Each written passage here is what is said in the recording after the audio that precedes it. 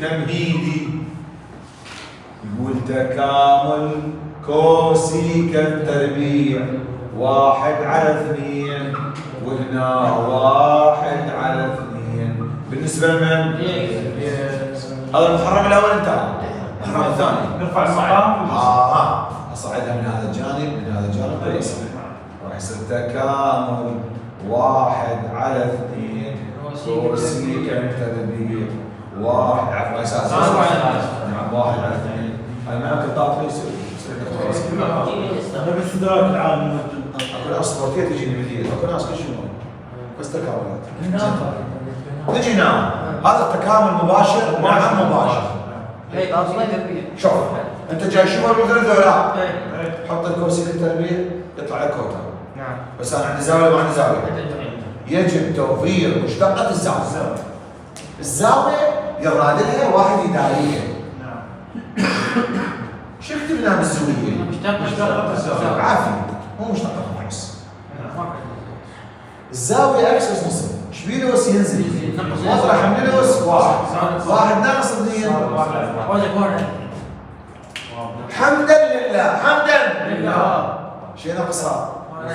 هذا السؤال ب5 درجاته ما عجبها العربيه ما عاد يقرا العربيه. كان المفروض يعمل يقرا يكسر ويجمع وهذا زين. طلع هسه شيء ناقصنا عندي 1/2 وهنا 2. هاي تهمل ولا ما تهمل؟ تهمل. فين تنزل؟ حط ايدك على الكوسيك التربيع. كوتان. ارجع ولا ما ارجع؟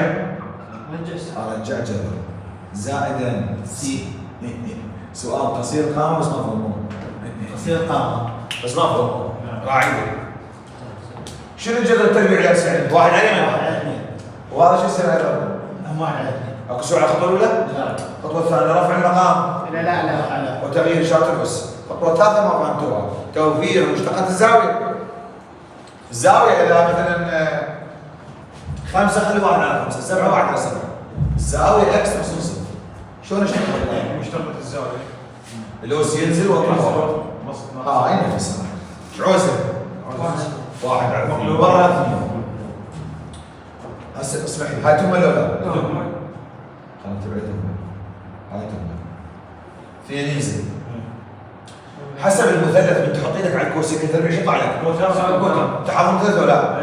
كوسيك التربيع صار الجوال سالب كوتان سالب كوتان. هاي برجعها لاصلها ارجعها لمن؟ جذر اكس اساسي حسب المثلث. خاف تشتري يلا كوتان كوسيكة كوسيك حط ايدك على الكوسيك التربيع يطلع سالب كوتان. هسه نقول هذا